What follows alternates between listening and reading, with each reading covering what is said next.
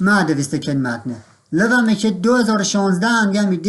ایده متن سنوشت در آفیس 2016 ورد در 2007 ماشین ما دویست و در 2012 و مسیدی ماشین دویست زمانی که وکی هم دچو ایمن متنم آفیس 2016 نیم نوشت در ورد اگر کامپیوتر کسی دیگه ورد 2010 2003 2007 سواد اجمه سنه دارن دیگه نه دویست چیزا بیماش سازگاری ارتباط دفعم از بین یود و من نه دویست پس دادم تکمارای خواه پس چیز کنم فال کنم و دیگه ماش چیز دویست گزینه دیگه هنده ماش هسته گزینه مورد مطالعه کرده دیگه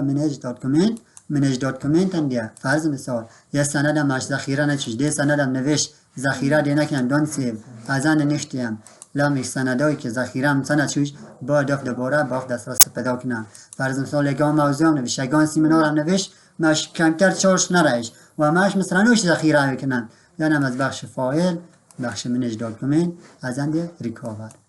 بخش ریکاور ای دو موضوع نمی من سنوش دفن ذخیره نچیز بیشتر لودم است پوش و چیز دانه دیمش چیز که دویست از اند وردن دوباره لو مقال سیو کنم بالای سیو است اگه قلبم نکنم سیو یادم دون سیو صحیح دیگه بخش نیو مشاهد نیو جدید صفحه یم صفحه هم اشکار نیست یادم صفحه دیگه دیجور کنم بخش نیو صفحه جدید دیگه ورده هم لبم از اون دیگه از گزینه چیزم به نام چیز بید کویک اکسس دول بار از اون دلان دسترسی سری دیزا تک صفحه هم ایجاد شد اگه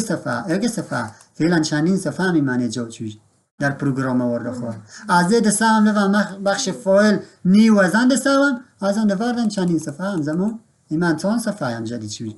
بعدی اندازه صحیح؟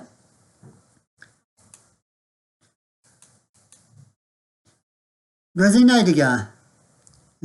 اوپن باشید چیز باید کنم سندهای دیگه مثلا هر شما از دفت مشخوش سواد مشخیز کنم پروگرامه از اند وردم سندهایی که بیشتر مثلا مونوگراف یا لست اشخاص مثلا دیگه چیزین فشار اتمسفر یا الوام از سابق مشه پیدا کشت باز کشت کردم مثلا هر جا که همش سند ذخیره سواد از من چیز کنم باید دسترسی پیدا سیو است بر سبا سیو ذخیره چیگاه سیو است ذخیره چیگاه و کار کرده بخیر بر سبا سوالی است انتقاد پیشنهاد و